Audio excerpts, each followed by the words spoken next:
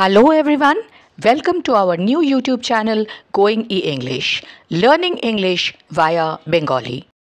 দুর্গাপুজো আসছে, শখেই হোক বা নিতান্ত প্রয়োজনে কিছু কিছু কেনাকাটা আমাদের সকলকে করতেই হয়। অনেক সময় আমরা যখন কোনো জিনিসপত্র কিনি, সকলের পছন্দ হয়, তারা জিজ্ঞাসা করে, এটার কত দাম নিল রে, এটার কি দাম পড়েছে বলতো, কত দিয়ে কিনলি?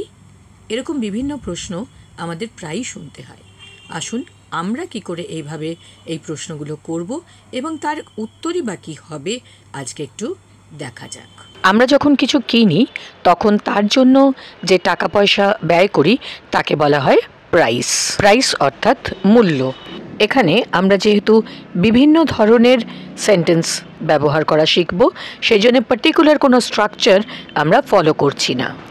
প্রথম এক্সাম্পল দেখে নেব, পোশাকটার কী দাম বা পোশাকটার কত দাম। What is the price of the dress?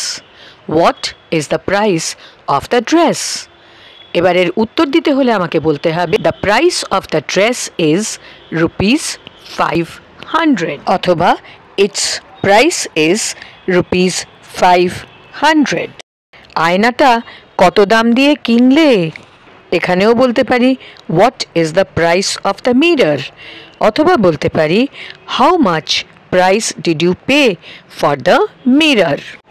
উত্তর সেই একই, the price of the mirror is ₹1000 অথবা ইটস প্রাইস ইজ ₹1000। এবার একটু অন্যরকম সেন্টেন্স দেখব, ফোনটার দাম কি খুব বেশি? Is the price of the phone very high? Is the price of the phone very high? উত্তর দুরকম হতে পারে, yes the price of the phone is very high, অথবা no the price of the phone is not very high.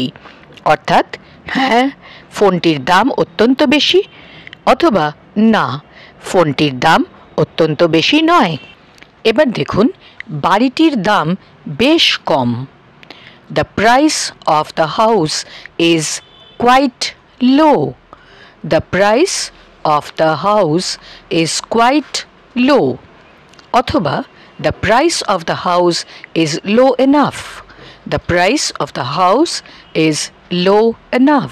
খেয়াল করেছেন নিশ্চয়ই, দাম বেশি বা কম বলতে আমরা price is high or price is low, high এবং লো এই শব্দ দুটি ব্যবহার করছি। এর পরের সেন্টেন্স, খাদ্য সামগ্রীর দাম বেড়ে চলেছে। The price of the food items is rising, অথবা the price of the food items is on the rise.